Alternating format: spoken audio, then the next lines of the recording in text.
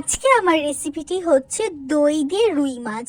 প্রথমে আমি মাছগুলোকে ধুয়ে তার মধ্যে নুন, হলুদ আর লঙ্কা গুঁড়ো দিয়ে ভালো করে মেখে রেখে দেব। তারপরে কড়াইতে তেল দিয়ে তার মধ্যে একটু পেঁয়াজের বেরেস্তা করে তুলে রাখবো। তারপর মাছগুলোকে দিয়ে দেবো, তেলের মধ্যে দিয়ে ভালো করে ভেজে তুলে নেব। খুব কড়াও ভাজা যাবে না, খুব হালকাও ভাজা যাবে না, মোটামুটি ভেজে তুলে নিতে হবে। তারপর দিয়ে দেবো পেঁয়াজ কুচি। পেঁয়াজ কুচিটা ভাজা ভাজা হয়ে গেলে তারপরে দিয়ে দেব হচ্ছে আদা বাটা, রসুন বাটা 1 চামচ করে দিয়ে দিলাম।